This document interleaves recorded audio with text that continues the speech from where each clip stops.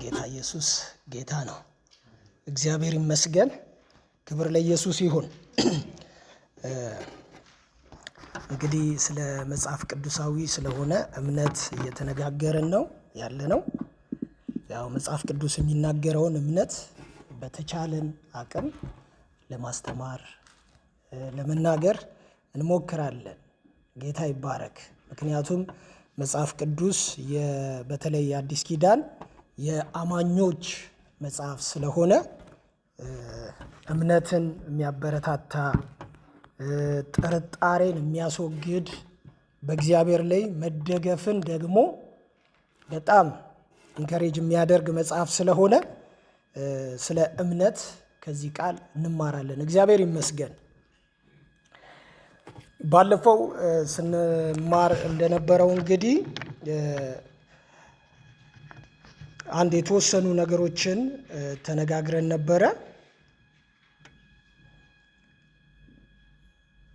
እምነት ማለት ምን ማለት ነው የሚለውን ሐሳብ ተነጋግረን ነበረ። ስለዚህ እምነት ከእግዚአብሔር ቃል ውጭ አይደለም። እምነት ደግሞ በራሱ በቃሉ መወረስ ነው። እንደገና እምነት ደግሞ መታዘዝ ነው የሚል ሐሳብ አንስተን ብዙ ነጥቦችን ወደ ታች እየተነጋገርን ነበርና ያን ሁሉ መነጋገር ሪቫይዝ ለማድረግ አሁን ጊዜው ስለማይበቃኝ ወደ ዛሬው ትምህርት እንሄዳለን። እግዚአብሔር ይመስገን። እንግዲህ ያው አዲስ ኪዳን በጣም ለየት ከሚያደርገው ነገር መካከል ጌታችን በምድር ላይ በነበረበት ጊዜ ብዙ ሲያስተምራቸው፣ ብዙ ደግሞ ሲያበረታታቸው የነበረው ከእርሱ ጋር የነበሩትን ሐዋርያቱን በእርሱ ላይ እንዲታመኑና እንዲደገፉ ነው ሲያደርግ የነበረው እና በእርሱ ላይ እንዲታመኑ፣ በእርሱ ላይ እንዲደገፉ፣ ሁለተኛ እሱ የነገራቸውን ቃል ደግሞ እስከ ፍጻሜ ድረስ ይዘው እንዲሄዱ ማለት ነው። እግዚአብሔር ይመስገን። ስለዚህ በምንና በምን መካከል ማለት ነው? በተስፋና በተስፋ መፈጸም መካከል እንዲኖሩ ማለት ነው። እግዚአብሔር ተስፋን ይሰጣል። ከዛ ደግሞ ያ የተሰጠው ተስፋ ደግሞ የሚፈጸመው በእምነት ሕይወት ጉዞ ነው። ስለዚህ አማኞችም ሐዋርያቶችም የነበሩት በእንደዚህ አይነት የእምነት ሕይወት ጉዞ ነው። ተስፋ ይሰጣል። ከዛ በኋላ ተስፋው ደግሞ ወደ ፍጽምነት ይመጣል። እግዚአብሔር ይመስገን። ስለዚህ የአጭር ጊዜ ተስፋ ይኖራል። ጌታ የሚሰጠው እንደወደደ እንደፈቀደ የአጭር ጊዜ ተስፋ ይሰጣል። የረዥም ጊዜ ደግሞ ሁላችንንም ደግሞ አንድ የሚያደርገን የረዥም ጊዜ ደግሞ ተስፋ እግዚአብሔር ይሰጣል። ጌታ ይባረክ። ስለዚህ ለአንዳንዶቻችን አሁን እግዚአብሔር ምንድነው የሚሰጠን ተስፋ አለ፣ የሰጠን ተስፋ አለ ለአንዳንዶቻችን ማለት ነው። እና ያ ተስፋ የአንዳንዶቻችን ቀድሞ ይፈጸማል፣ የአንዳንዶቻችን ደግሞ ዘግይቶ ይፈጸማል፣ የአንዳንዶቻችን ደግሞ ላይፈጸምም ይችላል። እግዚአብሔር ተናጋሪው ስህተት ስላለበት አይደለም የማይፈጸመው እና ግን በዛ ውስጥ እግዚአብሔር ደግሞ የሚሰራው ነገር ይኖራል። ምክንያቱም ሁሉም ተስፋ ስላልተፈጸመ መጽሐፍ ቅዱስ ላይ ያለው ማለት ነው እና ላይፈጸም ይችላል። ግን ምንድነው የአንዳንዶች የቅርብ ተስፋ፣ የአንዳንዶች የሩቅ ተስፋ፣ የአንዳንዶች ተስፋ ተሰጥቷቸው በተስፋ ውስጥ አምነው መሞት ብቻ ሊሆን ይችላል ለእነሱ የሚሰጠው። ከዛ ባሻገር ግን ሁላችንንም አንድ የሚያደርገን የዘላለም የሆነው ተስፋ ከክርስቶስ ጋር መገናኘታችን የሚፈጸም ተስፋ ነው። እግዚአብሔር ይመስገን። ስለዚህ መጽሐፍ ቅዱስ በተለይ በእነዚህ ነገሮች ላይ በደንብ አድርጎ ያጠነጥናል፣ በደንብ አድርጎ እንትን ያደርጋል። ስለዚህ ሁልጊዜ እምነት በእግዚአብሔር ላይ መደገፍ ሲሆን የእምነት ተቃራኒው ባለፈው ደግሞ ስንነጋገር ፍርሃት ነው ብለናል። ፍርሃት ነው እና ፍርሃት ደግሞ የእምነት ተቃራኒ ነው እና የተደገፍነውን እግዚአብሔርን በሌላ መንገድ እንድናየው የሚያደርግ ነው ፍርሃት። እምነት በትክክለኛው መንገድ እግዚአብሔር እንድናየው ሲሆን አቅሙን፣ ጉልበቱን፣ ችሎታውን ያለውን ሁሉ እንድንመለከት ሲያደርገን፣ ፍርሃት ደግሞ እግዚአብሔርን በተሳሳተ መንገድ እንድንመለከተው የሚያደርገን ነው። እግዚአብሔር ላይ ጥርጣሬ፣ እግዚአብሔር ላይ አንዳች የሆነ ነገር እንድናይ የሚያደርገን ነገር ፍርሃት ነው። ስለዚህ ፍርሃት የጌታ አይደለም፣ ፍርሃት ከክፉ ነው። ፍርሃት ደግሞ መንፈስም ጭምር ነው። ታውቃላችሁ፣ ፍርሃት መንፈስም ጭምር ነው፣ መንፈስ ነው። ምክንያቱም እግዚአብሔር የፍርሃትን መንፈስ ምን አላደረግኳችሁም ይላል፣ አልሰጠዋችሁም ይላል። አያችሁ፣ መንፈስ ነው ፍርሃት፣ መንፈስ ነው ፍርሃት። እምነት ደግሞ በኋላ እንመጣበታለን። እምነት ደግሞ ራሱን በቻለ መንገድ ደግሞ የእግዚአብሔር ስጦታ ነው፣ የእግዚአብሔር ስጦታ ነው። ጌታ ይባረክ። ስለዚህ ዛሬ ከዕብራውያን ምዕራፍ 11 ላይ ባለፈው ካነበብነው 3 ቁጥር ወይ 4 ቁጥር ጨመር አድርገን እናነብና ወደ ዛሬው ትምህርታችን እንሄዳለን። እግዚአብሔር ይመስገን።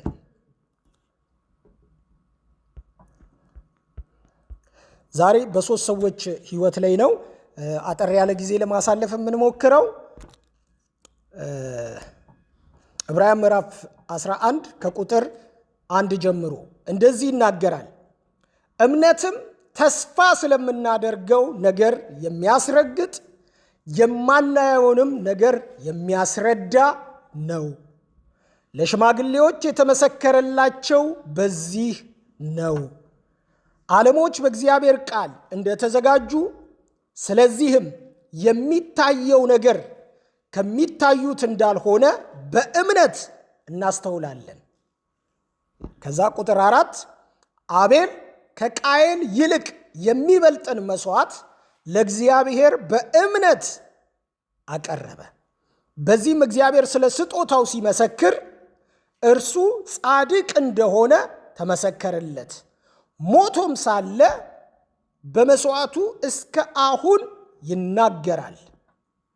ሄኖክ ሞትን እንዳያይ በእምነት ተወሰደ፣ እግዚአብሔርም ስለወሰደው አልተገኘም። ሳይወሰድ እግዚአብሔርን ደስ እንዳሰኘ ተመስክሮለታልና። ያለ እምነት ደስ ማሰኘት አይቻልም፣ እግዚአብሔርም ማለት ነው። ወደ እግዚአብሔር የሚደርስ እግዚአብሔርም እንዳለ ለሚፈልጉት ዋጋ እንዲሰጥ ያምን ዘንድ ያስፈልገዋልና። ኖህ ገና ስለማይታየው ነገር ተረድቶ እግዚአብሔርን እየፈራ ቤተሰቦቹን ለማዳን መርከብን በእምነት አዘጋጀ። በዚህም ዓለምን ኮነነ፣ በእምነትም የሚገኘውን ጽድቅ ወራሽ ሆነ ይላል። እግዚአብሔር ይመስገን። ወደ አብርሃም ሕይወት አንገባም፣ ካስፈለገ በኋላ እንጠቅሳለን። እነዚህን 3 ሰዎች ግን አስቀድሞ ያመጣው የዕብራውያን ጸሐፊ እነሱን እንመለከታቸዋለን። እነዚህ 3 ሰዎች ስለ እምነት ስናወራ በተወሰነ መንገድ መጽሐፍ ቅዱሳችን እምነትን የሚያቀርብልን በስንት አይነት መንገድ ነው እምነትን የሚያቀርብልን? ለምሳሌ እምነት ኢንጀነራል ዝም ብሎ እምነት ፌዝ የሚባለው ወይንም ደግሞ ይሄ ፒስቶስ የሚለው የግሪኩ ቃል ዝም ብሎ እምነት የሚለውን ሐሳብ እምነት ብቻ ብለን እንዳንወስደው መጽሐፍ ቅዱሳችን ወደ ውስጥ እየገባን ስንመጣ ወደ መጽሐፍ ቅዱሱ እውነት እየገባን እየገለጥን እያነበብን ስንመጣ እምነትን በ4 መንገድ ይከፍለዋል። እምነት በ4 መንገድ ይከፈላል። ወይንም ደግሞ መጽሐፍ ቅዱሳዊ እምነትን ስናየው ውስጡ ገብተን ስንመለከተው በ4 መንገድ ይከፈላል። ለዚህ ነው አንዳንድ ጊዜ አንዳንዶቻችን የአንደኛውን እምነት እንይዝና በዚህኛው እምነት ካልሆነልን እንላለን። አይታችኋል? በዚህኛው እምነት ቃሉንም ስንጠቅሰው የጠቀስነው ኮንቴክስቱ ራሱ የዛኛው እምነት አይደለም። አሁን አንድ ሰው በእርሱ የሚያምን ሁሉ ይላል ዮሐንስ ወንጌል አይደል? ምዕራፍ 3 ቁጥር 16 የዘላለም ሕይወት እንዲኖረው እንጂ እንዳይጠፋ እግዚአብሔር አንድያ ልጁን እስኪሰጥ ድረስ ዓለምን ምን አድርጓል? ወዷል የሚል ቃል አለ። እና ይሄ እምነት የድህነት እምነት ነው። አይታችኋል? ይሄ እምነት የምን እምነት ነው? የመግቢያ እምነት ነው። የበር እምነት ነው።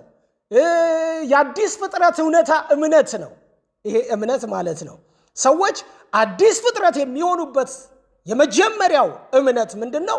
የሚድኑበት እምነት ነው። ይሄ የሚድኑበት እምነት ይሄ በሐዋርያት ሥራ በተለያየ አይነት ቦታ ላይ ተጠቅሷል። ሐዋርያት ሥራ ምዕራፍ 16 ላይ ቁጥር 28 ጀምሮ ሄዳችሁ ስታነቡ አንተም እመን ይልና ከዛ በኋላስ አንተና ቤተሰቦች ምን ትላላችሁ?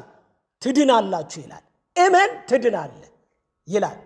ሁለተኛ የጌታን ስም የሚያምን ሁሉ ምን ይላል? ይድናል ይላል። ይድናል ይላል። ይሄ ለነፍስ ፈውስ የሆነ ለነፍስ ጠገን የሆነ ለነፍስ መድኃኒት የሆነ ሰዎች በዓለም ተቃጥለው ሲመጡ ከዓለም ክፋት አምልጠው ሲመጡ በጌታ ልክ ሲያምኑ የመጀመሪያው የመግቢያው እምነት ጌታችን ኢየሱስ ክርስቶስ ያዘጋጀው በድህነት በመስቀል ሞት ሰዎች ልክ ሲያምኑ ይሄ የዘላለም ሕይወት እምነት ይባላል። እግዚአብሔር ይመስገን። ሰዎች ይሄንን እምነት ነው በመጀመሪያ መያዝ ያለባቸው። ያለዚህ እምነት ነገሮች አክሰስ አይሆኑም። ምንም አክሰስ ማድረግ አንችልም ያለዚህ እምነት። ለዚህ ነው ጌታ አንኳሩን የመጀመሪያውን እምነት እንድንይዘው ያደረገን። ስለዚህ ሁላችንም አሁን በዚህ ያለን በሙሉ ማለት ነው ስለ እምነት ስናስብ ሁላችንም ድነናል እንላለን አይደል? እግዚአብሔር ይመስገን ድነናል እንላለን። ለምን? ክርስቶስን ተቀብለናል አይደል እንዴ? ክርስቶስን አምነናል። ክርስቶስን የራሳችን አድርገናል። የራሳችን ሆኗል። ክብር ለኢየሱስ ይሁን። ወይንም አዲስ ፍጥረት ሆነናል ባመንነው እምነት። ይሄ የመጀመሪያ የድነት እምነት በሚል የመጀመሪያውን ይከፍለዋል። ሁለተኛው የመንፈስ ፍሬ እምነት ነው። የመንፈስ ፍሬ እምነት ይሄ የመንፈስ ፍሬ እምነት የሚባለው ገላትያ መጽሐፍ ላይ ራስን መግዛት እንደተሰጠ ሁሉ ደስታ እንደተሰጠ ሁሉ ለሰዎች ለአማኞች ደስታን ሰጥቷል። ሰው ማለት የመንፈስ ፍሬ የሚባለውን ነገር ሲኖረን ደስታ አለን አይደለ? ደስታ አለን። ሰው የመንፈስ ፍሬ ካለው ደስታ አለው፣ ሰላም አለው አይደለ እንዴ? ከዛ የዋህነት አለው፣ እንደገና ራስን መግዛት አለው አይደል? ልክ እንደዛ ሁሉ እምነት የሚባለው ደግሞ አለው። ይሄ በመንፈስ ቅዱስ የሚሰጥ ነው። አይታችኋል? ማለት በመንፈስ ቅዱስ የሚሰጥ ስላችሁ በመኖር ቃሉን በመተግበር የምናፈራው ፍሬ ነው። የመንፈስ ፍሬ ወዳጆቼ፣ የመንፈስ ፍሬ በአንድ ቀን አይመጣም። የመንፈስ ፍሬ ረዘም ያለ ጊዜ ይፈልጋል፣ ኑሮን ይጠይቃል። ሰው የመንፈስ ፍሬ አፈራ የሚባለው በኑሮ ሂደት ውስጥ ነው የሚታየው። አሁን አንዳንድ ሰው ጥሩ እዚህ እንደኔ አይነት ሰባኪ ጥሩ ከሰበከ በኋላ ልክ ሲወጣ የሆነ ነገር ቆስቆስ ሲያደርገው እንደገና ግልፍ የሚል ከሆነ ውስጡ የሆነች ነገር አለች ማለት ነው። አይታችኋል? ምን ያላለች ገና ያልተነቀለች ያለች። ግን የመንፈስ ፍሬ ሲመጣ ግን ራሱን ይገዛል ይላል። አይታችኋል? ከግልፍተኝነት ይወጣል፣ ራሱን ምን ያደርጋል? ይገዛል ይላል። የሆነ ነገር ሲመጣ ያልጠበቅነው ነገር ህይወታችን ላይ ሀፕን ሊያደርግ ይችላል። ወዳጆቼ ያልጠበቅነው ነገር ነው ህይወታችን ላይ የሚፈጠረው ማለት ነው። የዛን ጊዜ እግዚአብሔር በመንፈስ ቅዱስ አማካኝነት የማፍራቱን የመንፈስ ፍሬውን ከሰጣችሁ ራሳችሁን ኮንትሮል ታደርጋላችሁ። በጣም ሰልፍ ኮንትሮል ይኖራችኋል በምንም አይነት መንገድ ማለት ነው። ስለዚህ መጽሐፍ ቅዱስ የሚያስተዋውቀው የድህነት እምነት እንዳለ ሁሉ ልክ እንደዛው ደግሞ የመንፈስ ፍሬ እምነት አለ። ስለዚህ አንድ ሰው የመንፈስ ፍሬ ያለው ሰው ማለት ነው በጣም ፍልቅልቅ እንደሆነ በመንፈስ ቅዱስ በጣም ደስተኛ፣ በጣም ኮንፊደንስ እንዳለው ሁሉ ልክ እንደዛ እምነትም አለው። ክብር ለጌታ ይሁን። እምነትም አለው። ኢየሱስ ያድናል። አሜን በሉ። ሃሌሉያ። ኢየሱስ ክርስቶስ ጌታ ነው። ሌላው በአንደኛ ቆሮንቶስ ምዕራፍ 12 ቁጥር 9 ላይ የመንፈስ ቅዱስ ስጦታ ነው። ደግሞ ይሄኛው ሶስተኛው የመንፈስ ቅዱስ ስጦታ ነው። ያ የመንፈስ ፍሬና የመንፈስ ቅዱስ ስጦታ ይለያያል። የመንፈስ ፍሬ ለአማኝ ሁሉ ሊያፈራ ግድ ነው። አማኝ ሁሉ ማፍራት ያለበት ነገር ቢኖር የመንፈስ ፍሬ ሊኖረው ይገባል። ምክንያቱም በፍሬያቸው ታውቋቸዋላችሁ ስላለ ጌታ ኢየሱስ ማለት ነው። ስለዚህ አማኝ ሁሉ የመንፈስ ፍሬ ሊያፈራ ያለምንም ጥርጥር ግዴታ ነው። ስለዚህ እነዚህ 7 ይሁኑ 9 የመንፈስ ፍሬ ገላትያ ምዕራፍ 22 ላይ ያሉት ማለት ነው። እነዚህን ሰው ሁሉ ማፍራት አለበት። ይሄ ሶስተኛው ግን የመንፈስ ቅዱስ ስጦታ ነው ይላል። ይሄ እምነት የሚባለው ስጦታ ነው። ይሄ ጌታችን ኢየሱስ ክርስቶስ ለሐዋርያቶቹ አንዳንድ ጊዜ ይሄን እምነት እንዲጠቀሙ ያደርጋቸዋል። ማርቆስ ወንጌል ምዕራፍ 11 ላይ ሄዳችሁ ከሆነ ካነበብን ማለት ነው አንድ የሚለው ቃል አለ። ሐዋርያቱን ቻሌንጅ ያደርጋቸዋል። ምንድነው የሚያደርጋቸው? በእግዚአብሔር እመኑ ይላቸዋል። አይደለ? በእግዚአብሔር እመኑ ይላቸዋል። ስለዚህ ማንም ይላል ያለው ነገር እንዲደረግለት ቢያምን ካለ በኋላ ሳይጠራጠር ይለዋል። አሁን ሳይጠራጠር ማለት በእግዚአብሔር ላይ ሙሉ ለሙሉ መደገፍ ኖሮት ኮንፊደንስ ኖሮት ይሄንን ተራራ ይላል ማርቆስ። ሌላኛው ወንጌል ደግሞ ይሄን ሾላ ይላል። አይታችኋል? ተራራውን ተነቀልና ወደ ምን ግባ ቢሉት ይላል ወደ ባህር ግባ ብትሉት ይሆንላችኋል ይላል። አይታችኋል? ያኛው ደግሞ ሾላውን ተነቀልና ሂድና በባህር ላይ ተተከል ብትሉት ያለ አፈር ይቆማል ይላል። እግዚአብሔር ይመስገን። ይሄ ምን አይነት እምነት ነው? ይሄኛው እምነት የመንፈስ ቅዱስ ስጦታ፣ ይሄ ጊፍት ኦፍ ሆሊ ስፒሪት የሚባለው አይደለ? 9 የመንፈስ ቅዱስ ስጦታ አለ። ባይዘዌ አዲስ ኪዳን በጣም በደንብ ስናነበው ነገሮች ሁሉ ክፍልፍል ያሉ ናቸው። ይሄን መንፈስ ቅዱስ ብቻ ነው የሚሰጠው። ባይዘዌ ይሄን የምንቀበለው ከመንፈስ ቅዱስ ነው።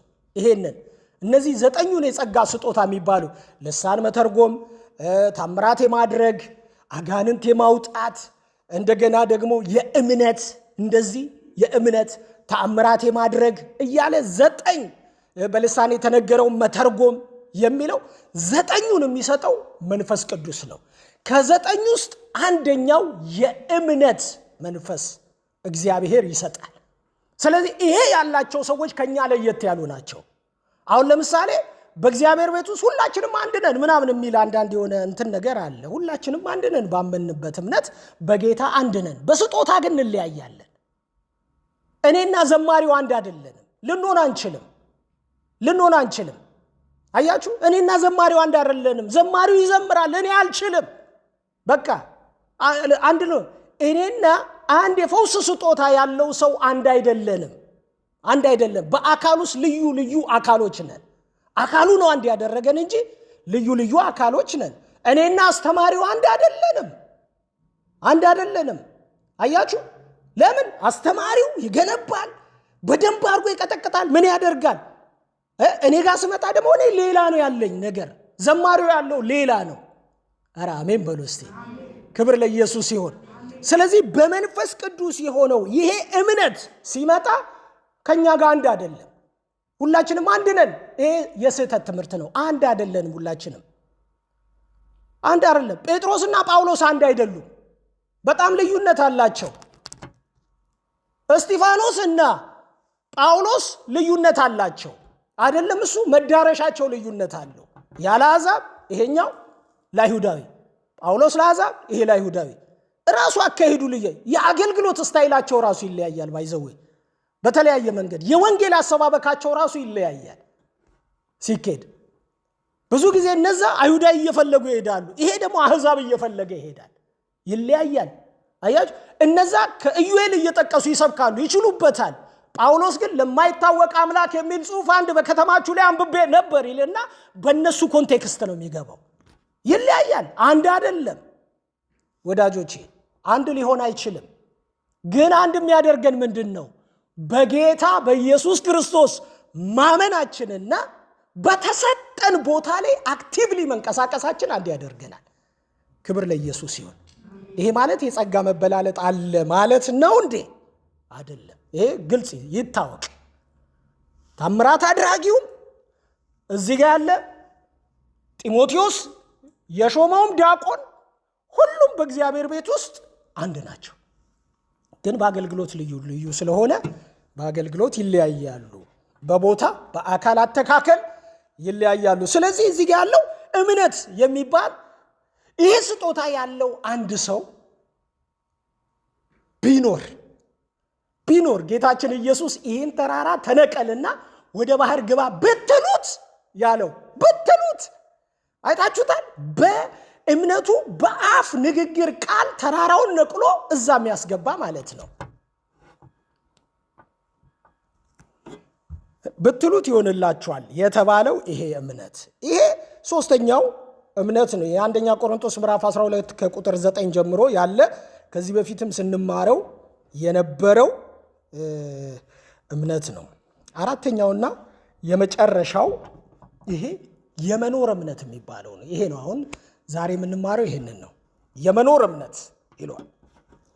የመኖር እምነት ሊቪንግ ፌዝ፣ በትክክል የምንኖረው ህይወት ራሱ እንደ እምነት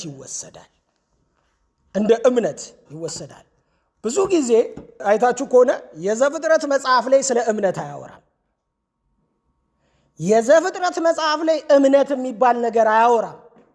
የዘፍጥረት መጽሐፍ አምስቱ እነዚህ ፔንታቱክ የሚባሉት መጽሐፍቶች፣ አምስቱ መጽሐፍቶች ሙሴ በምድረ በዳ ከ430 ዓመት የባርነት ከግብፅ የባርነት ህይወት በኋላ አምላካቸው እግዚአብሔር ከግብፅ አማልክቶች ምን ያህል የላቀና የበለጠ እንደሆነ ለማሳየት አምስቱን እነዚህ ፔንታቱክ የሚባሉትን መጽሐፍቶች ሙሴ በምድረ በዳ በእግዚአብሔር አጋዥነት ጻፈው። በተወሰነ መንገድ ኦራል ትራዲሽንም ቢኖረው ጻፈው እነዚህን አምስቱን። ስለዚህ ዋናው ዓላማው ምንድን ነው? 40 ዓመት በምድረ በዳ የሚሄደው የእስራኤል ህዝብ ማለት ነው የወጣበት 12 የሚሆኑ አማልክቶች አሉ በግብፅ ምድር ላይ። እግዚአብሔር ጨለማን ሲያደርግ የጨለማ አምላክን የመታው፣ ጓጉንቸር ሲልክ የጓጉንቸር አምላክን የመታው። ተመልከቱ። እባብ ሲልክ በእባብ የሚመለከውን አምላክን የመታው እግዚአብሔር። ቅማል ሲልክ በቅማል የሚመለከውን አምላክን የመታው። የሚዳሰስ ጨለማ፣ ይሄ በጣም ግሮስ የሆነ ዳርክነስ፣ እያደገ የሚመጣ ጨለማ፣ እሱን ሲልክባቸው የሱ አምላክ አለ። ስለዚህ በዛ ያሉ ሰዎች የሚያውቁት አማልክቶች ይሄ በጣም ብዙሃን አማልክት የሚባሉት የብዙ አማልክት አምልኮ የሚባለውን ነው የሚያመልኩት የነበረው፣ የሚያውቁት የነበረው ማለት ነው። ባያመልኩትም የሚያውቁት የነበረው። ግን እግዚአብሔር በሙሴ አማካኝነት ሲመጣ ግን አንድ አምላክ ሞኖቲዝም እንዲመለክ፣ የአንድ አምላክ እምነት እንዲመለክ ያህዌ የሆነው እሱ ታዲያ ምንድን ነው ብለው ሲጠይቁ እሱማ መጀመሪያ ሰውን የሰራው እሱ ነው ብሎ ምድረ በዳ ላይ ዘፍጥረትን ጻፈላቸው። መጀመሪያ እግዚአብሔር ነው ብሎ፣ እግዚአብሔር የተፈጠረ ሳይሆን ፈጣሪ ነው ብሎ፣ ከእግዚአብሔር መፈጠር አልጀመረም። እግዚአብሔር ስላልተፈጠረ እግዚአብሔር ፈጣሪ እንደሆነ አድርጎ ጻፈላቸው።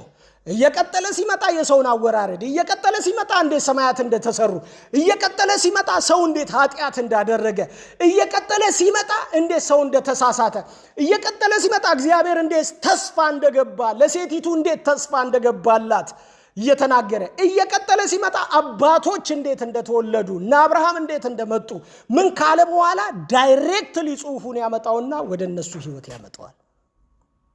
ስለዚህ ያ ታሪክ የኛ ታሪክ ነው ብለው ስለዚህ ዘፍጥረት ላይ ሲመጣ እምነት የሚባል ነገር የለውም። እዛ ውስጥ እምነት የለውም፣ ፋክት ነው። በቃ ትክክለኛው ነገር ይሄ ነው ብሎ ነው እየጻፈላቸው የሚሄደው እንጂ እባካችሁ እመኑ፣ እባካችሁ ይሄን አድርጉ፣ እባካችሁ ይሄን በሉ አይልም። በቃ አይልም። የዘፍጥረት ምዕራፍ 4 እና የዕብራውያን ምዕራፍ 11 ስለ አቤል ያላቸው ግምት አተያይ የተለያየ ነው። ዕብራውያን ጋር ስንመጣ ስለ አቤል ያለው ግምት ሙሴ ካለው ግምት የተለየ ነው። እግዚአብሔር ይመስገን። ኧረ አሜን ሃሌሉያ። ስለዚህ ዕብራውያን ጋር ስንመጣ አቤል ያለውን እምነት የመኖር እምነት ያደርገዋል። የመኖር እምነት ማለት ምን ማለት ነው? ዴሊ ላይፍ ውስጥ ያለ እንቅስቃሴ።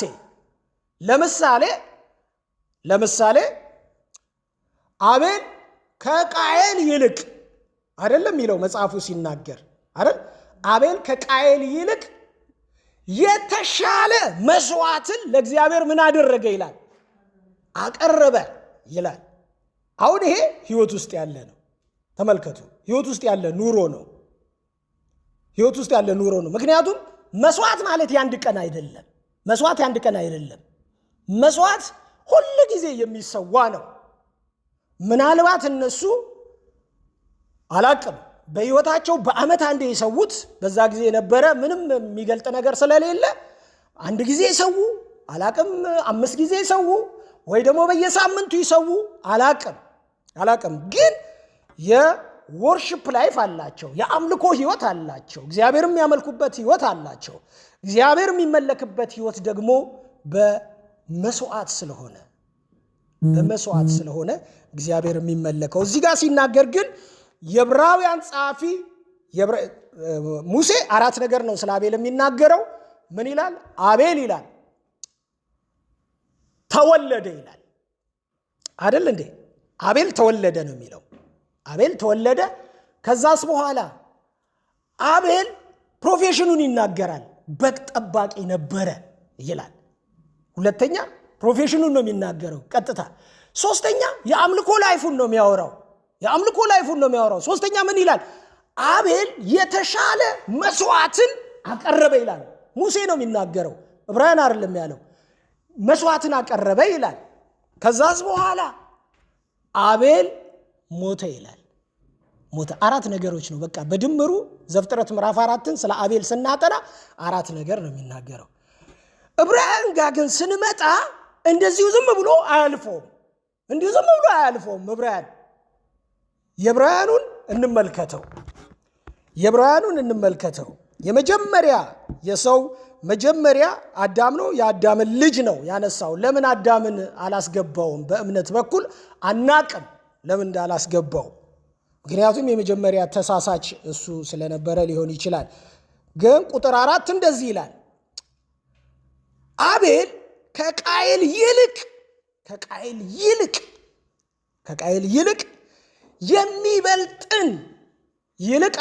የሚበልጥን መስዋዕት ለእግዚአብሔር በእምነት አቀረበ ይላል። በእምነት ይጨምርበታል። በእምነት ማለት እምነትን ስናነሳ ከዚህ በፊት እምነት የተነገረ ተስፋ አለ። የተነገረው ተስፋ ላይ መደገፍ ነው። የተነገረውን ተስፋ ለማመን መሄድ ነው። በተነገረው ተስፋ ላይ ሆኖ የሚፈጸመው ተስፋ ጋር መዘርጋት ነው። እምነት ማለት መዘርጋት ነው። እግዚአብሔር የነገራችሁ ነገር አለ። ያን የነገራችሁን ነገር ይዛችሁ የሚፈጸመው ቦታ ላይ አሻቀባችሁ ተዘርግታችሁ የዴሊ ላይፋችሁን እያደረጋችሁ መሄድ ነው እምነት ማለት። ዛሬ አምኛለሁና ከዛ ጨርሻለሁ ተገላግያለሁ ምናምን የሚባል ነገር የለውም። ይሄኛው ዕብራውያን የሚያቀርበው እምነት ማለት ነው። ዕብራውያን የሚያቀርበው እምነት የመኖር እምነትን ነው። ስለዚህ ምን ይላል እሱ? ይልቅ የተሻለ ይላል። ይልቅ የተሻለ ተመልከቱ። ከዛ የሚበልጥ መስዋዕትን ለእግዚአብሔር በእምነት አቀረበ።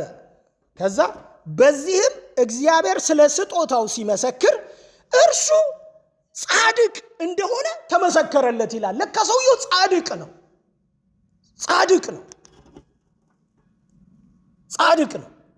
ሰውየው። ጽድቅ ደግሞ ማለት ምን ማለት ነው? ጽድቅ ማለት ምን ማለት ነው ወዳጆቼ? ጽድቅ ማለት በእግዚአብሔር ፊት ትክክለኛው የጽድቅ ዴፊኒሽኑ ይሄ ነው።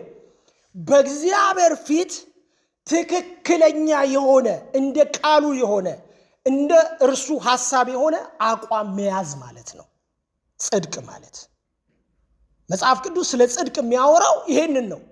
ስለዚህ አብርሃምም አመነ ጽድቅ ሆኖ ተቆጠረለት ሲባል አሁን አብርሃም ከትላንትናው ጎዳና ይልቅ ወደ እግዚአብሔር ትክክለኛ ጎዳና አቋም መጣ ማለት ነው ጽድቅ ማለት። ክብር ለኢየሱስ ይሁን። ስለዚህ እዚህ ጋር የሚናገረው ጻድቅ ነበረ ይላል። ጻድቅ ነበር ይላል። በእምነት የሚበልጥ መስዋዕትን አደረገ ይላል። እሺ እምነቱ የሚበልጥ መስዋዕት ምንድን ያመነው? አቤል ምንድን ያመነው? እሱን ነው ማየት ያለብን። ምንድን ያመነው አቤል ምንድን ያመነው? በአቤልና በኢየሱስ ክርስቶስ መካከል ከ4000 ዓመት ወይም 3000 ምናምን ዓመት ከምናምን ልዩነት አለ። አቤል ምንድን ያመነው? ባይዘዌ የኋላ ያለው እኛ አሁን ለምሳሌ የኋላውን ስራ አምነን ሄዳን ነው። እኛ የኋላውን ስራ አምነን ሄዳን ነው አይደል እንዴ? የትኛውን ስራ? የመስቀሉን ስራ አምነን እኮ ነው ሄዳን ነው። እኛ ወደ ኋላ ነው ያመንነው። አቤልስ ወዴት ነው ያመነው? ወደፊት ነው። አቤል ወደፊት ነው ያመነው። ይሄ ከባዱ ነው። ይሁላችሁ እኛ ያመንነው እምነት ኦልሬዲ ሆኗል፣ ተደርጓል። ፋክት አለ፣ ወርልድ ሂስትሪ አለ። ኢየሱስ እንደሞተ ተመልከቱ። በተለያየ አይነት መቃብር አለ፣ ሄደን ምንጎበኘው መቃብር አለ ኢየሩሳሌም። ገብቷችኋል? አቤል ግን ሲያምን ማለት ነው መስዋዕቱን ሲሰዋ ማለት ነው አሁን የምሰዋው የሰባው ይሄ በጉ ሊመጣ ላለው ለኢየሱስ ክርስቶስ እንደ ተምሳሌት አድርጎ ነው መጥቶ ለኔ ይታረድልኛል ብሎ ነው የሰዋው። ተመልከቱ። ወደፊት አሻቅቦ አየ። ለምን እንደዛ አልክ ልትሉኝ ትችላላችሁ። የቱ ጋር ተጻፈ ልትሉኝ ትችላላችሁ። ይኸውላችሁ በብሉይ ኪዳን መጽሐፍ ውስጥ አብርሃም ይልና ቀኔን አይቶ ምን አደረገ ይላል? ሐሴት አረገ ይላል። አብርሃም እኮ ነው። አብርሃም ባይዘው የተደሰተው ከድንኳን ወጥቶ ተስፋ ቃል ያለበት ምድር ስለገባ አይደለም። መጽሐፍ ጌታችን ኢየሱስ ክርስቶስ የአብርሃምን ጉዞ የትክክለኛ እምነት ፍጻሜን ሲያሳይ ቀኔን አይቶ ሐሴት አደረገ ይላል። አደረገ ይላል። ሙሴም አንዳንድ ጊዜ ነካ ያደርገዋል። በዚህ መንፈስ ነካ ያደርገዋል። ምን ይላል? በመካከላቸው ይነሳና እንደኔ ያለ ነቢይ እግዚአብሔር ምን ያደርግላችኋል? ያስነሳላችኋል ይላቸውና ከዛስ በኋላ እርሱንም አትሰማ ነፍስ ይላል ተወግራ ምን ትበል ይላል? ትሙት ይላል። በሱ ኮንቴክስት ነው። ተመልከቱ። ግን ምን እያለ ነው? ወደፊት የሚመጣ አለ። እምነት ማለት እነሱ ባይዘው እምነት እያሉ አይደለም የሚያወሩት። የዕብራውያን ጸሐፊ ነው የሚናገረው። እነሱ ግን ገብቷቸዋል፣ አይተውታል። ኢየሱስ ላይ እንደሆነ እምነታቸው ገብቷቸዋል። ዳዊትም በመዝሙር 110 ቁጥር 1 ላይ ሲናገር ምን ይላል?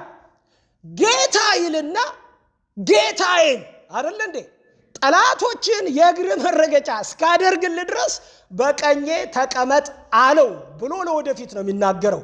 ኢየሱስ ልክ ጠላቱን ከረገጠ እባቡን ከረገጠ በቀራንዮ መስቀል ላይ ድል ካደረገ በኋላ በአብ ቀኝ ሄዶ ምን አለ? ተቀመጠ። ስለዚህ ፕሮፌቲካል የሆነ ሳይት ነው፣ እይታ ነው፣ ወደፊት ያለ እይታ ነው። እምነት እነሱ ጋር የነበረው ብሉይ ኪዳን ጋር የነበረው እምነት ኢየሱስ ላይ ነው፣ መስቀሉ ላይ ነው አሻቅበው የሚያዩት የነበረው። ወይም ደግሞ የሚመጣው መሲህ ላይ፣ በእነሱ አነጋገር መሲሁ ላይ ያድነናል የሚሉት መሲህ ላይ፣ ይታደገናል የሚሉት መሲህ ላይ እምነታቸው ዛጋ ነው ያለው። ስለዚህ እዚህ ጋር የመኖር እምነት፣ ይሄ እምነት ዴሊ ላይፍ ውስጥ ያለ ነው። አይታችኋል? መስዋዕት ስታደርጉ በእምነት እነሱ ይመጣል ኢየሱስ እያሉ አሜን። እኛም እኮ አሁን የምናደርገው ነገር አለ። እኛስ ምን እናደርጋለን? ከዚህ በኋላ መስዋዕት ስናደርግ፣ ለእግዚአብሔር ስንሰዋ፣ እግዚአብሔርን ስናመሰግን መጥቶ ይወስደናል እንላለን። ኢየሱስ ጌታ ነው። ያመንነው በቀራንዮ የሞተው ኢየሱስ መጥቶ ምን ያደርገናል እንላለን? ይወስደናል ብለን እናምናለን። በዚህ ነው የዕብራውያንን ሰዎች የሚያበረታታቸው። በዚህ ነው የሚያበረታታቸው። እምነት ዋጋ ሊያስከፍል ይችላል ወዳጆቼ። እምነት ከበስተጀርባው ሞት ሊያሰንቅ ይችላል። ሞት ሊያሰንቅ አቤል ከዛ በኋላ እኮ ታሪኩ ተዘጋ። በቃ እንፋሎት ሆነ ይላል። ስሙ አቤል የሚለው እንፋሎት ስለሚል እዛ እንፋሎት ሆነ። በቃ ብልጭ ብሎ ጠፋ ይላል። በቃ አለቀ። ግን በአዲስ ኪዳን ውስጥ እየተመላለሰ ኢየሱስ ይጠቅሰዋል፣ ዮሐንስ ይጠቅሰዋል፣ የዕብራውያን ጸሐፊ ይጠቅሰዋል። የማይጠቅሱት የለም። እየተመላለሰ ግን አስተማሪ ሆኗል። ቃሉም ሲናገር በእምነቱ እስከ ዛሬ ድረስ ምን ተብሎለታል ይላል? ተመስክሮለታል ይላል። እግዚአብሔር ይመስገን።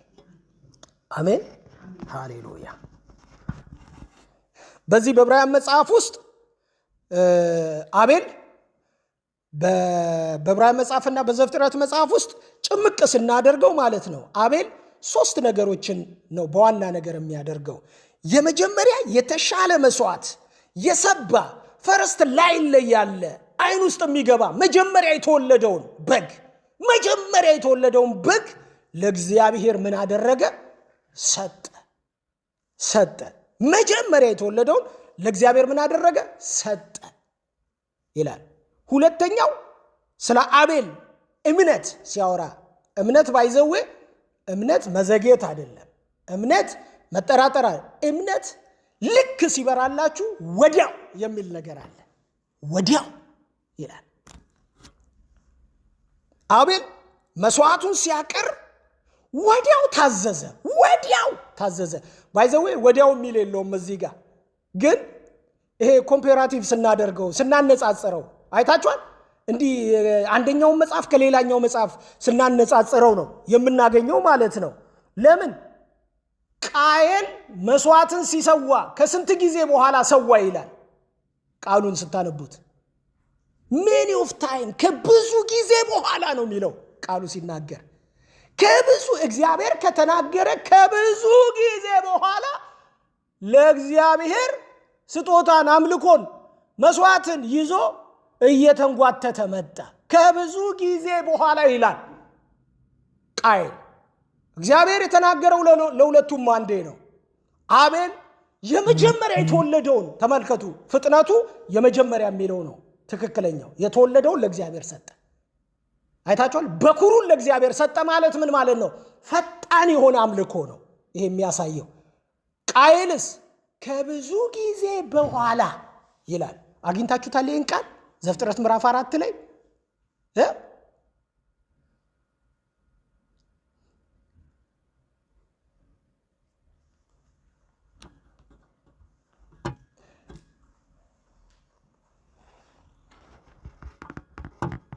ቃየል አግኝታችሁታል? እስቲ ምን ይላል? አንብብ እስቲ።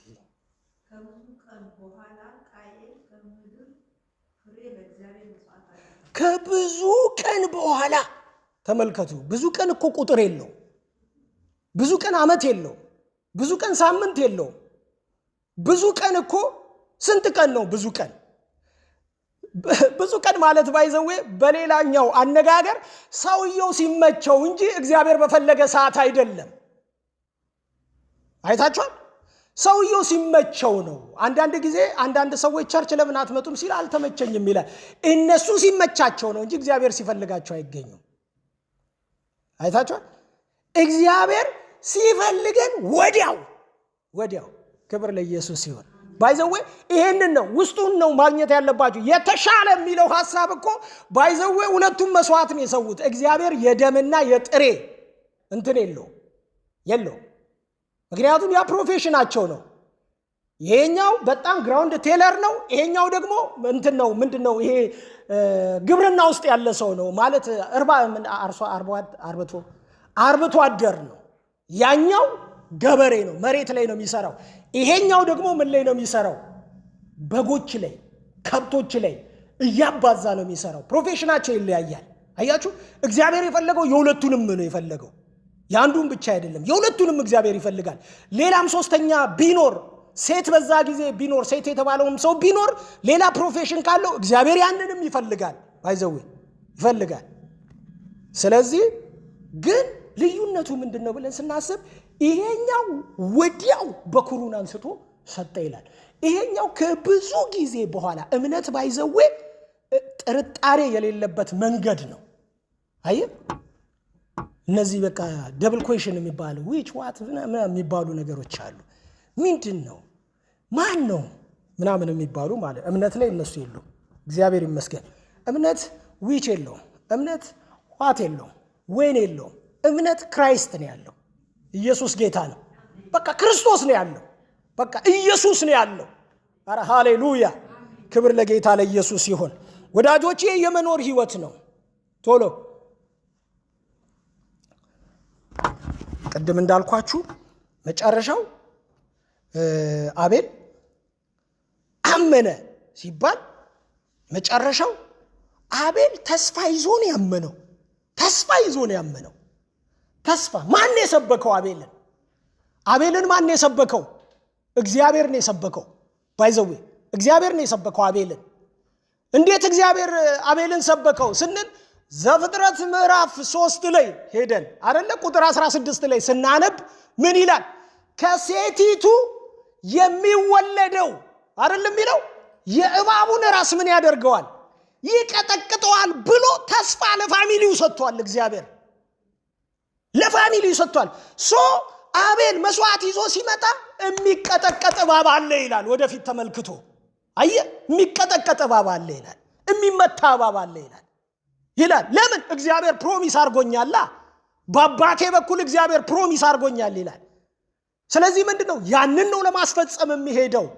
ተስፋ ይዣለሁ።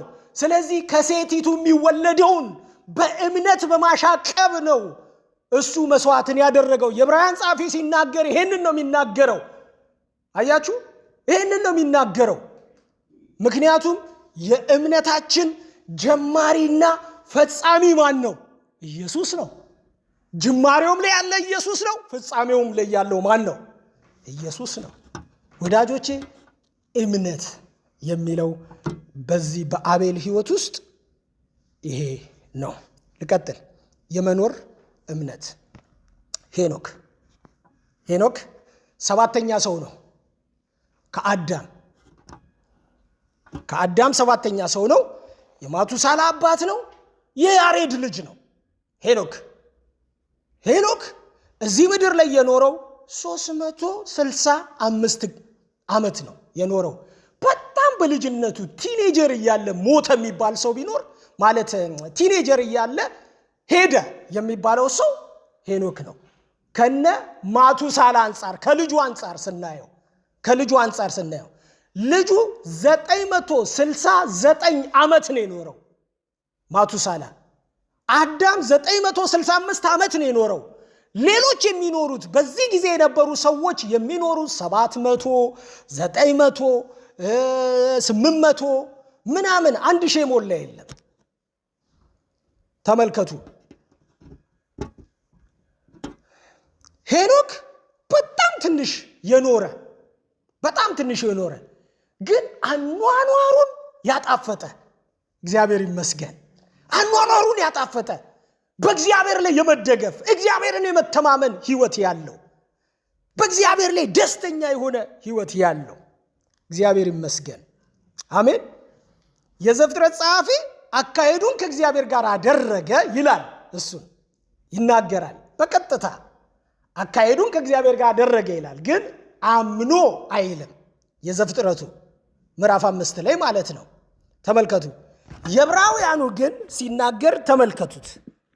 የዕብራውያኑ ሲናገር ሄኖክ ይላል። በመጀመሪያ ሄኖክ ሞትን እንዳያይ ነው የሚለው። ተመልከቱ። እንዴ ይቻላል እንዴ? ሞትን አለማየት ይቻላል እንዴ? ግን በቃ ይሄ አንዳንዴ ለአንዳንድ ሰው የሚሰጠው እምነት ቅድም ያልኳችሁ እምነት ነው። ይሄ ኖርማል የሆነው እምነት አይደለም። ይሄ አንዳንድ እምነቶች አሉ፣ ሰዎች መካከል ብቅ የሚሉ እምነቶች፣ እግዚአብሔር የሚሰጣቸው እምነቶች አሉ። ሄኖክ ሞትን እንዳያይ በቃ አልሞትም አለ፣ እሱ አልፈልግም አለ። ሞትን እንዳያይ በእምነት ተወሰደ ይላል። እግዚአብሔርም ስለወሰደው አልተገኘም ይላል። ባይዘዌ እግዚአብሔር ዝም ብሎ መጥቶ አይደለም የወሰደው። ተመልከቱ። እግዚአብሔር ሰውን ያከብራል፣ ተግባርን ያከብራል፣ ስርዓትን ያከብራል። እግዚአብሔር እዚህ ጋር ሲናገር ምን ሄኖክ ሞትን እንዳያይ ካለ የሄኖክ አስተዋጽኦ አለበት ውስጡ። ተመልከቱ፣ ሞትን እንዳያይ በእምነት ተወሰደ ይላል። ወሳጁ እግዚአብሔር አለ፣ ተወሳጁ ሄኖክ ነው። እግዚአብሔርም ስለወሰደው አልተገኘም ይላል። ከዛስ ሳይወሰድ እግዚአብሔርን ምን አድርጎት ነበረ? ደስ አሰኝቶት ነበረ። በዚህ ተመስክሮለታል ይላል። ስለዚህ አልሞትም አለ። ግን አለመሞቻዬ መንገድ ግን ምንድን ነው? እግዚአብሔርን ማስደሰትና ማመን ነው አለ። ኢየሱስ ጌታ ነው። ኧረ አሜን በሉ ባካችሁ። ክብር ለኢየሱስ ይሁን። አስደስተዋለሁ እግዚአብሔርን አለ። በኑሮዬ፣ ባካሄዴ፣ ከሰው ጋር ባለኝ በማንኛውም አይነት በአምልኮዬ ሁሉ አስደስተዋለሁ። ለምን? እኔ መሞት አልፈልግም አለ። መሞት አልፈልግም አለ። ለካ ጥላ ነበረው ታውቃላችሁ። እሱ መሞት አልፈልግም ቢልም በሰውየው ህይወት ውስጥ ሰው ለካ ይወሰዳል እንደዚህ የሚል አዲስ ኪዳን ላይ ዲቨሎፕ የሚያደርግ ትምህርት ሊመጣ ስለሆነ ማለት ነው። ኢየሱስ ጌታ ነው። ቤተ ክርስቲያን አሁን እንደዚሁ ትወሰዳለች። አይታችኋል?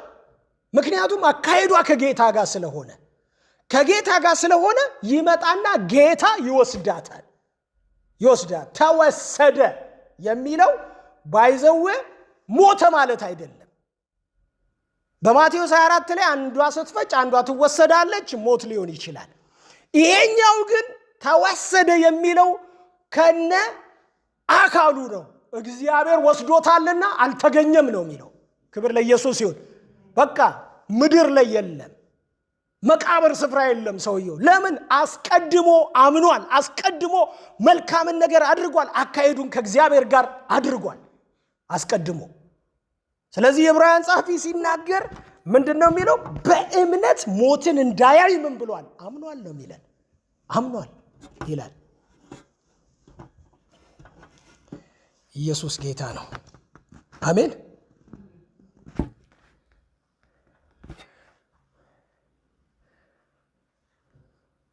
እንዲሁ ዝም ብለን የሄኖክን ጠቅለል ብናደርገው ሶስት ነገር ነው የሚወጣው። ሶስት ነገር ይወጣል። አንደኛ አካሄዱን ከእግዚአብሔር ጋር አደረገ ማለት ዴሊ ላይፍ ነው። ቅድም እንዳልኳችሁ ይሄ አሁን የምንማረው እምነት የዴሊ ላይፍ ፌዝ ነው የምንማረው። የሁል ጊዜ የኑሮ እምነት የሚባለውን ማለት ነው። አካሄድ ማለት የአንድ ጊዜ አይደለም፣ የዛሬ የሳምንት አይደለም። አካሄድ ማለት ጌታን ካገኘን ጀምሮ እስከምንጨርስ ድረስ አይደል እንዴ? ደም እስከ መፋሰስ ድረስ ይላል መጨረሻ ላይ። እነዚህን ሁሉ ከጠቀሰ በኋላ ሩጫችንን መጨረስ እንዳለብን ይነግረናል። እምነት ማለት ዛሬ አምኛለሁ ማለት አይደለም። ይሄ እንትን ቅዠት ነው። እምነት ማለት በአካሄድ በሁል ጊዜ አኗኗር ከቃሉ ጋር ባለ ግንኙነት፣ እንደገና ደግሞ ምንም ነገር ሲመጣ ደግሞ ባለመናጋት። ክብር ለኢየሱስ ይሁን። እምነትን ሁል ጊዜ ሲቹዌሽኖች ይፈትኑታል፣ መከራ ይፈትነዋል። እምነትን ሁል ጊዜ ማለት ነው ያልጠበቅነው ነገር ይመተዋል፣ ይገፈዋል። ግን በዛ ጊዜ ማን ላይ ነው የተደገፍነው? አንድ ወዳጃችን ብሏል፣ እኔ የተቀመጥኩት ወንበሩ ላይ ነው። ከኔ የተነሳ ሳይሆን የተቀመጥኩት ከወንበሩ ጥንካሬና ከወንበሩ ታማኝነት የተነሳ ቁጭ ብያለሁ አለ። አሁንም ምኖረው ኑሮ እኔ መኖር እንጂ ከእግዚአብሔር ታማኝነት የተነሳ ነው ላይፍ የሚቀጥለው ብሏል። ኢየሱስ ጌታ ነው። ኧረ ሃሌሉያ! እንጂ እኔ መኖር ነው የሚጠበቅብኝ። እግዚአብሔር ደግሞ የወንበሩ እግሮች ጠንካራ ናቸው፣ አንድ ቀንም አይሰናከልም። እሱ ማናችሁም የተቀመጣችሁበትን ወንበር ተጠራጥራችሁ አልተቀመጣችሁበትም። ሄዳችሁ እንደመጣችሁ ደህና ዋልሽ እንዴት ነሽ ብላችሁ ዘጭ ነው ያላችሁት። አምናችሁታል አይደል እንዴ? ስላመናችሁት ነው። ባታምኑትስ እንዲህ ያለ ወንበር ቢሆንስ ከስር የሆነች ነገር ትከታላችሁ። እግዚአብሔር ላይ ምን ከተው ነገር የለም። እግዚአብሔር ላይ ምን ጨምረው ነገር የለም። እግዚአብሔር ላይ ምንም የሚታከል ነገር የለም። ብቻውን አስተማማኝ ነው። ኢየሱስ ጌታ ነው። ሃሌሉያ። ስለዚህ አካሄድን፣ ሁለተኛ እግዚአብሔርን የማስደሰት ህይወት። ማስደሰት በተለያየ አይነት መንገድ ነው። ለሱ መኖር፣ ለሱ ፈቃድ እምነት ባይዘው ለእግዚአብሔር ፈቃድ መኖር ነው። እምነት አሁን ብዙ የተዛቡ ነገሮች ስላሉ ነው ወደፊት እንደውም ፊት እያነጠርናቸው የምንመጣው። ሶስተኛው ቅድም እንዳልኳችሁ በቃ ሞትን አልሞትም አለ ሰውየው። መብቱ ነው። መጽሐፉም ደግሞ አክብሮለት ጽፏል። እንዳከበረለትም ደግሞ ወስዶታል። ኢየሱስ ጌታ ነው። በዚህ ዘመን ይኑር አይኑር አላቅም። እኔ ይኑር አይኑር አላቅም በዚህ ዘመን ግን በዛ ዘመን የነበረው ሄኖክ ይህን አድርጓል። የመጨረሻውን ይህን አንድ ሰው እናንሳና እንጨርስ። የመጨረሻው ኖህ ነው። ኖህ የዕብራውያን ጸሐፊ ኖህን ነው የሚያስተዋውቀን። በእምነት ለሽማግሌዎቹ የተመሰከረላቸው ይሄ ነው በሚለው ሶስተኛ ደረጃ ላይ የሚያስቀምጠው ኖህን ነው። እንግዲህ እንደየእድሜያቸውና እንደየአመጣጣቸው ይመስለኛል ያስቀመጠው። ቁጥር 7 እንደዚህ ይላል። ዕብራውያን ምዕራፍ 11 ቁጥር 7 ኖህ የመጀመሪያውን የእምነት አጀማመር ሁሉ ዴፊኔሽኑን ይሰጠናል። የመጀመሪያውን እምነት ሲጀምር 11:1 ላይ ያለውን ዴፊኔሽን የምናገኘው እዚህ ቁጥር 7 ላይ ነው። ምን ይላል? ኖህ ገና ስለማይታየው ነገር ተመልከቱ። ገና ስለማይታየው ነገር ተረርቶ እግዚአብሔርን እየፈራ ቤተሰቦቹን ለማዳን መርከብን በእምነት ምን አደረገ ይላል? አዘጋጀ ይላል። መርከብን በእምነት አዘጋጀ ማለት ቢያንስ ማክሲመም ሚኒመም ይሄ ሰውዬ 120 ዓመት እምነት አለው። ሚኒመሙ ይሄ ነው። 120 ዓመት እምነት አለው። መርከቡ 120 ዓመት ነው የፈጀው እንደሚሉት ከሆነ 120 ዓመት ሙሉ ሲሰራ ሲቀጠቅጥ በእምነት ነው። አያችሁ ሰዎች አንዳንድ ጊዜ እንዴ ምን ሆናል? ፀሐዩ እኮ እንትን ነው ያንተ ደግሞ እንትን ሌላ ነው ኬስ ሰምተህ ነው ይሄንን አንዳንድ ጊዜ ትምህርት ትቀላቀላለህ ምናምን የሚልም አይጠፋም እኮ። በዛ ጊዜ በጠራራ ፀሐይ ሰውየው ለሚመጣው ጎርፍና ለሚመጣው ዝናብ አሻቅቦ 120 ዓመት እያመነ ይቀጠቅጥ ነበር። የ120 ዓመት እምነት የመኖር እምነት። ኢየሱስ ጌታ ነው። ኧረ አሜን ሃሌሉያ። አያችሁ በመኖር እምነት ውስጥ ስንገባ ወዳጆቼ ምንም አይነት ነገር የሚያናጋን ነገር የለም። እኛ ስራችንን ነው፣ እኛ መርከባችንን ነው የምንቀጠቅጠው። እኛ ያልተሟላውን መስኮት ለመስራት ነው የምንሄደው። ያልተሟላውን በር ለመቀጥቀጥ ነው የምንሄደው። እኛ ውስጥ በጎቹ የሚቀመጡበትን፣ ቁራዎቹ የሚቀመጡበትን፣ እርግቦቹ የሚቀመጡበትን ነገር ለመስራት ነው የምንሄደው። ጊዜ የለንም። 120 ዓመት እግዚአብሔር የምህረት ጊዜ ለዓለም ሲሰጥ ለእኛ የሥራ ጊዜ ሰጥቶናል፣ የእምነት ጊዜ ሰጥቶናል። እንቀጠቅጣለን። አሁን እየቀጠቀጥን ነው መርከቧን። ኢየሱስ ጌታ ነው። ኧረ ሃሌሉያ። ስለዚህ ኖህ በትንሹ 120 ዓመት አምኗል ስለዛች መርከብ። ስለዚህ ኖህ ገና ስለማይታየው 40 ቀንና 40 ሌሊት ስለሚዘንበው ዝናብ ማለት ነው 40 ቀንና 40 ሌሊት ቀላያት ስለሚከፈትበት የመሬት ምንጮች ሁሉ ስለሚፈልቁበት አሻቅቦ ተመለከተ ይላል። ባይዘዌ አማኞች ማለት አሻቅበው የሚያዩ ናቸው። በጌታ ላይ ተደግፈው ያንን ህይወት ለመኖር የሚታተሩ ሰዎች ናቸው። እግዚአብሔር ይመስገን። ሃሌሉያ ጌታ ይባረክ። በጣም እዚህ የኖህን ደግሞ ለየት የሚያደርገው ሌላኛው ነገር ምን መሰላችሁ? የመጀመሪያው ስለማይታየው ነገር ተረርቶ መርከቡን መስራቱ ነው። ማለት የማይታይ ነገር መረዳት በራሱ ሌላ ጥያቄ ነው፣ ሌላ ችግር ነው። የማይታይ ነገር አይቻለሁ ብሎ እግዚአብሔር የሰጠውን አደራረጉን እንዲያርግ ብሎ ለራሱ ነው የሰጠው እና አይቻለሁ፣ ዝናብ ይመጣል፣ ጎርፍ ይመጣል፣ ዓለም ትጠፋለች፣ እባካችሁ ንስሐ ግቡ፣ እባካችሁ ማምለጫውን አዘጋጁ ምናምን እያለ እየሰበከ ይህንን ማድረጉ የመጀመሪያ የምናየው የማይታየው ማየቱን። ሁለተኛ በኖህ ህይወት ውስጥ የዕብራውያን ጸሐፊ ሲናገር ምን ይላል መሰላችሁ? እግዚአብሔርን ምን እያለ ይላል? እየፈራ። እግዚአብሔርን ምን እያለ? እየፈራ። እግዚአብሔርን እየፈራ አይቷል። እግዚአብሔር ተናግሮታል። መርከብ እየሰራ ነው፣ አምኗል። ግን ዴሊ ላይፍ ውስጥ እግዚአብሔርን መፍራት የሚባል ነገር አለ። የሁል ጊዜ ህይወት ውስጥ እግዚአብሔርን መፍራት የሚባል ነገር አለ። እግዚአብሔርን ሰው ካልፈራ የፈለገውን ማድረግ ይችላል። እግዚአብሔርን ሰው ካልፈራ አካሄዱን እንደ ልቡ ማድረግ ይችላል። በቀኑ መጨረሻ ግን ከፋይ የለም አለ አለ አለ። በቀኑ መጨረሻ የሚከፈል አለ።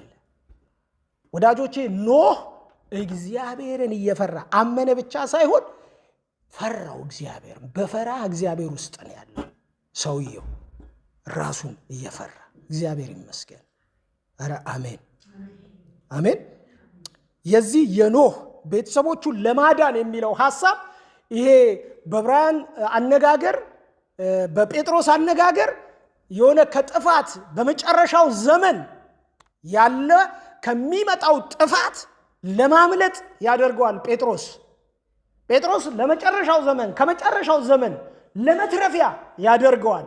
ኖህን የሚጠቅሰው ከዛ የተነሳ ነው። እዚህ ጋር ግን ያለው የዕብራውያን ጸሐፊ ሲናገርና የዘፍጥረት ጸሐፊ ደግሞ ሲናገር የሚናገሩት የዘፍጥረት ጸሐፊ ጠቅላላ ፍጥረትን ለማዳን ነው ኖህ ያመነው። ፍጥረትን ለማዳን አስቡ፣ ፍጥረትን በሙሉ ለማዳን፣ ቁራን ለማዳን፣ አጋዘንን ለማዳን፣ በጎችን ለማዳን፣ ፍየልን ለማዳን። ባይዘው የሚስማሙ የማይስማሙም አንድ ላይ የኖህ መርከብ ውስጥ ሲገቡ በሰላም ይኖራሉ። ቪዥኑ ሰላም ያደርጋል። ባይዘው ቪዥኑ ሰላም ይሰጣል። ክብር ለኢየሱስ ይሁን። ያየው የሚመጣው ጥፋት ስለሆነ ማለት ነው። ስለዚህ ሰላም ያደርጋል። ስለዚህ እሱ ለፍጥረት ሁሉ ድህነት ነው። በዕብራውያን አነጋገር ደግሞ ቤተሰቡን ለማዳን ይላል። እግዚአብሔር ይመስገን። ቤተሰቡን ምን ለማድረግ? ለማዳን። ያመነው ለምንድን ነው? እሱና ቤተሰቦቹ ሶስቱ ልጆቹና ሶስቱ ሚስቶቹ ከዛ ሚስቱና እሱ ስምንት ሆነው እንዲድኑ ይላል። የዕብራውያን ጸሐፊ ግድ የሚለው ፋሚሊ ነው። እግዚአብሔር ይመስገን። ግድ ይለዋል። ሌላ የመጨረሻ ኖህ ላይ ያለው አንድ ነገር ኳሊቲ የሆነ ላይፉ ምን እንደሆነ ታውቃላችሁ? ሳያወራ ምን ሳይል እንደዚህ ሳይል ሳይቀባጥር ምን ሳይል ዓለምን ይኮንን ነበር ይላል ቃሉ ሲናገር። ዓለምን ምን ያደርግ ነበረ? ይኮንናቸዋል። አይታችኋል? እነሱ ያገቡ ነበረ፣ ይጋቡ ነበረ፣ ይዘምቱ ነበረ፣ ይዘፍኑ ነበር፣ ይጨፍሩ ነበር። የማይደረገውን ነገር ሁሉ ያደርጉ ነበረ። እሱስ በጽድቅ ቆሞ ቋ እያደረገ አንድ ሚስማር ሲያስገባ ተቀደሱ ነው የሚለው። አንድ ሚስማር ቋ አድርጎ ሲያስገባ ንስሐ ግቡ ይላል። አንድ ሚስማር ቋ እያደረገ ሲመጣ ኧረ ጉዳይ እየሄዳችሁበት ያለው ትክክል አይደለም ይላል። ዓለምን በጽድቅ ምን ያደርግ ነበረ? ይኮንን ነበር። ያ ማለት ምንድን ነው ማለት ነው? ህይወቱ ላይ እንከን አልባ የሆነ አኗኗር ነበር የሚኖረው ማለት ነው። እግዚአብሔር ይመስገን። ባይዘዌ እምነትን ከዚህ ነገር አንጻር እንመለከተዋለን። ሌላ ጊዜ የምናየው እምነት አለ። አሁን አንዳንዶች ይዘውት የሚሄዱት የመንፈስ ቅዱስ ስጦታ የሆነውን እምነት ጨልፍ አድርገው ይዘው ይሄዳሉ። ከዛ በኋላ እምነት ማለት ሁሉ ተሰብስቦ እዚህ ውስጥ ነው ያለው። ምንድነው ሲባል ዛሬ አይን መብራት አለበት ነው። ዛሬ እግር መቀጠል አለበት ነው። ዛሬ እንትን ማለት አለበት። ድንገትም የእምነቱ ባለቤት ሰውዬ ላይሆን ይችላል። ጸጋው ያለው ሰውዬ ላይሆን ይችላል። ግን ምንድነው እምነት የሚመስለው ይሄ ስለሆነ ማለት ነው። አይታችኋል? ለዛ አይደል እምነት ባይዘው ሁላችንም እንድናምን እግዚአብሔር ይፈልጋል። በእያንዳንዱ ህይወታችን ኢየሱስ ክርስቶስ ጌታ ነው። ኧረ አሜን። ስለዚህ የመጀመሪያውን እምነት አልፈን መተናል። የድህነት እምነት። በድህነት እምነት ሁላችንም አንድ ነን። ከዛ የመኖር ህይወት ደግሞ እምነት እንጠየቃለን። ጌታችን ኢየሱስ ክርስቶስ የመጨረሻ አንድ ነገር ልበላችሁና ልጨርስ። ሐዋርያቶቹን ሰይጣን አለ አይደለ? ሰይጣን እንደ ስንዴ ምን ሊያደርጋችሁ ይፈልጋል? ሊያበጥራችሁ ይፈልጋል አለ። ማለት እሱ በመስቀል ሞት ሊያልፍ እንደሆነ ገብቶታልና ሊያበጥራችሁ ይፈልጋል አለ። ግን አለ እኔ አብዝቼ ምን አደረግኩላችሁ? ማለድኩላችሁ ይላል። ለምን? በስተመጨረሻው ቀን እምነት እንዲኖራችሁ። ማለት በዚሁ እምነት በዚሁ ፔስ እንድትቀጥሉ፣ አሁን ባመናችሁበት አሁን በሚሞቅ መንፈስ ይሄ ጸሎት በሚል መንፈስ የእግዚአብሔር ቃል በሚል መንፈስ ፍቅር በሚለው መንፈስ አምልኮ በሚለው መንፈስ ከዛ ከተቻለ ደግሞ ተወጥቶ ወንጌል በሚሰበክበት በዛ የታመመ ሲኖር በመጸለይ መንፈስ በዚህ መንፈስ እንዲቀጥሉ እግዚአብሔር ይመስገን። ይሄንን ስለዚህ የዛሬው እንግዲህ ያለው እምነትን የመኖር እምነትን ነው ያብራራ ነው። ሳምንት ሌላኛውን እንነጋገራለን። ጌታ ኢየሱስ ይባርካችሁ። እግዚአብሔር ይመስገን። እንጸልያለን።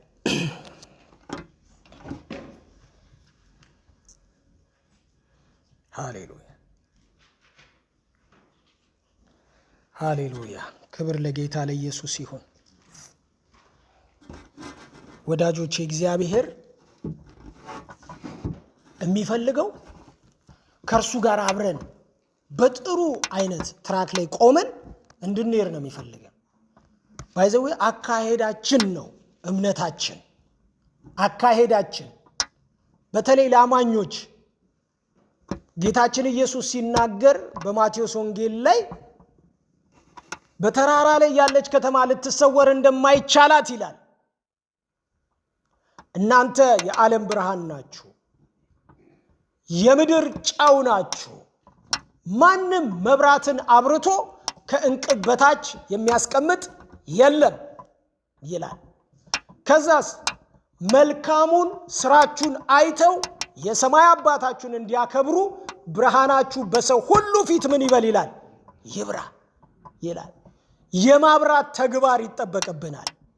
የመኖር ተግባር ይጠበቅብናል። የመውደድ የማፍቀር ተግባር ይጠበቅብናል። የርህራሄ የምህረት የፍቅር ተግባር ይጠበቅብናል። እምነት ባይዘዌ ብዙ ነው። ወደ ውስጥ እየገባን ስንመጣ እምነት ብዙ ነው እምነት። ቅድም እንዳልነው ታምራት የማድረጉ እምነት ሲኖረን ወዳጆቼ ታምራት ልናደርግ እንችላለን። አይን ልናበራ እንችላለን። ዛፍ ነቅለን ባህር ላይ ልንተክል እንችላለን። ግን ዴሊ ላይፍ ውስጥ ያለ ፍቅር ከሌለ ግን ከንቱ ነው ይላል፣ ይጣፋል። ፍቅር ከሌለ እውነተኛው እምነት ከእግዚአብሔር ፍቅር ይጀምራል። ክብር ለኢየሱስ ሲሆን እሱን ከመውደድ በሱ ላይ ከመደገፍ ባይዘው ትክክለኛው እምነት ጌታ ላይ መደገፍ ነው ብለናል። እግዚአብሔር ላይ የተደገፈ ሰው ሰውን አይጠላም። እግዚአብሔር ላይ የተደገፈ ሰው ምህረት አድራጊ ነው። እግዚአብሔር ላይ የተደገፈ ሰው ቂመኛ አይደለም። እግዚአብሔር ላይ የተደገፈ ሰው እግዚአብሔርን ነው የተደገፈበትን ነገር ነው ለሰዎች ማሳየት የሚፈልገው፣ ራሱንም አይደለም። አምላካችን እናመሰግንሃለን። በዚህ መንፈስ እርዳን፣ አግዘን። ጌታ ሆይ በኢየሱስ ክርስቶስ ስም እንባርክሃለን፣ እናመሰግንሃለን። በዚህ ጉባኤ ጌታ እግዚአብሔር ሆይ እጅህ እንዲዘረጋ በዚህ ሰዓት በኢየሱስ ስም ጸልያለሁ። እህታችን አዜብ ወደዚህ ነይና እንጸልይልሻለን። እግዚአብሔር ይመስገን። ጉባኤው በዚህ ያለ እጆቻችሁን ወደዚህ ትዘረጋላችሁ። ነይ እንጸልይልሻለን። ሃሌሉያ። ነይ። ኢየሱስ ክርስቶስ ጌታ ነው። ሃሌሉያ። እሱ ጋር ተንበርከኪ፣ እንጸልይልሻለን። እዛ ጋር እጆቻችሁን ወደዚህ ዘርጉና ለእህታችን እንጸልያለን። እግዚአብሔር ይመስገን። አሜን። ያ ማንኛውም አይነት የሐዘን መንፈስ፣ ማንኛውም አይነት የጨለማ መንፈስ ዛሬ እግዚአብሔር የዘላለም አምላኬና አባቴ ሆይ ከዚች እህቴ ላይ እንዲሰበር እንጸልያለን።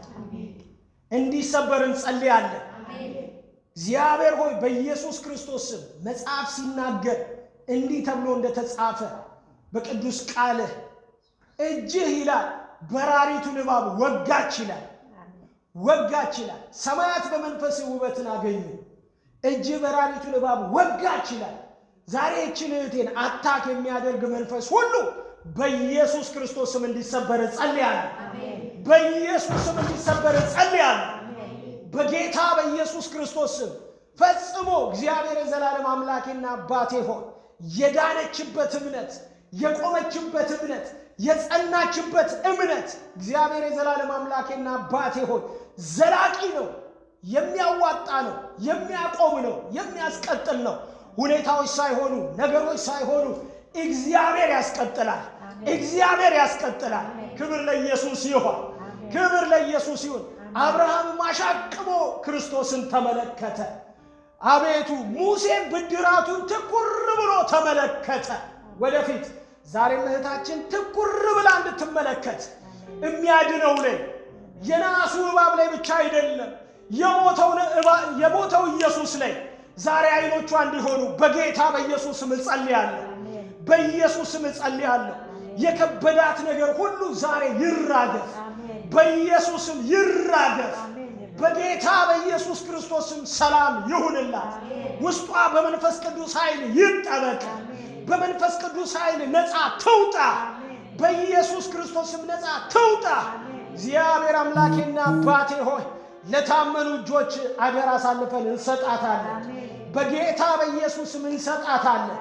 ክፉ እንዳሰበው እንዳይሆን፣ ጨለማ እንዳሰበው እንዳይሆን፣ ራሷ እንዳሰበችው እንዳይሆን እግዚአብሔር ያሰበው ብቻ ይከናወን በጌታ በኢየሱስ ክርስቶስ ስም አሜን።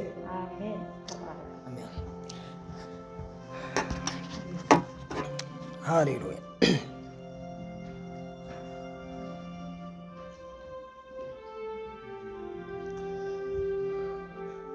ሃሌሉያ። 2 ደቂቃ እንጸልያለን። 2 ደቂቃ ብቻ። እግዚአብሔር ይመስገን። ክብር ለኢየሱስ ይሁን። አሜን። የእግዚአብሔር ስም የተባረከ ይሁን።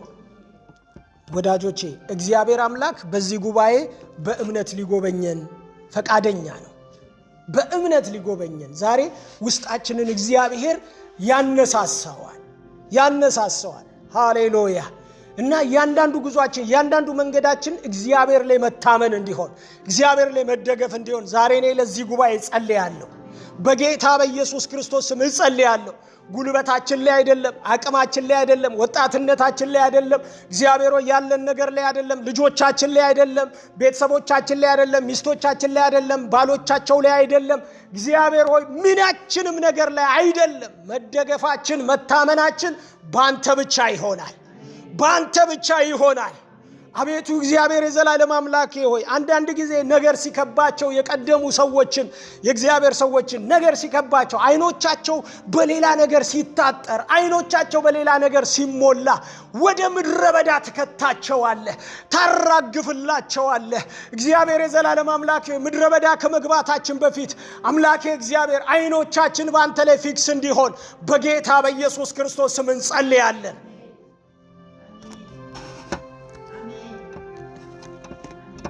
አንተን ብቻ ማየት ይሁንልን። አንተን ብቻ ማየት ይሁንልን። አንተ ጋር ፈውስ አለ፣ አንተ ጋር ሰላም አለ፣ አንተ ጋር ረፍት አለ፣ አንተ ጋር ጽድቅ አለ፣ አንተ ጋር የመኖር ህይወት አለ። ጌታ ሆይ አንተ ጋር የዘላለም ህይወት አለ። አንተ ጋር አይኖቻችን አንተ ጋር ይሁን።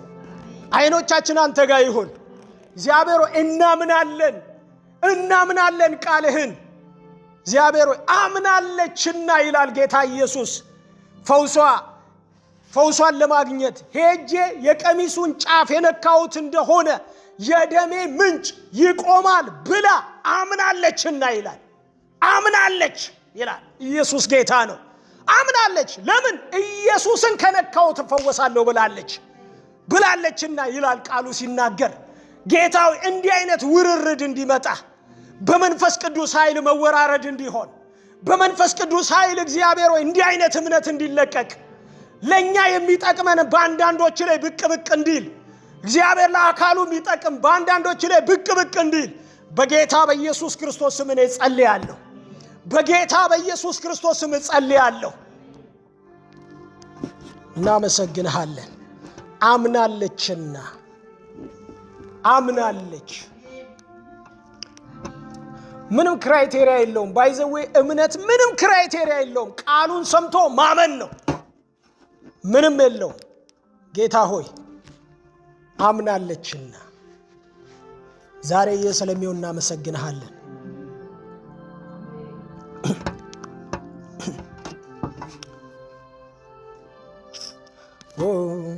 በቃሉ የጸና ኪዳንህን ጠባቂ ነህ፣ እንደ አፍ ትኖራለ። ለስም ይሁን ምስጋና ምስጋና እንዳንተ ያለ የለምና በቃሉ የጸና ኪዳንህን ጠባቂነ እንደ አፍ ትኖራለ። ለስም ይሁን ምስጋና ምስጋና እንዳንተ ያለ የለምና። ስለ መጨረሻ በቃሉ የጸና ኪዳንህን ጠባቂነ እንደ አፍ ትኖራለ። ለስም ይሁን ምስጋና ምስጋና እንዳንተ ያለ የለም። ጌታ ሆይ ተባረክ፣ በኢየሱስ ክርስቶስ ስም።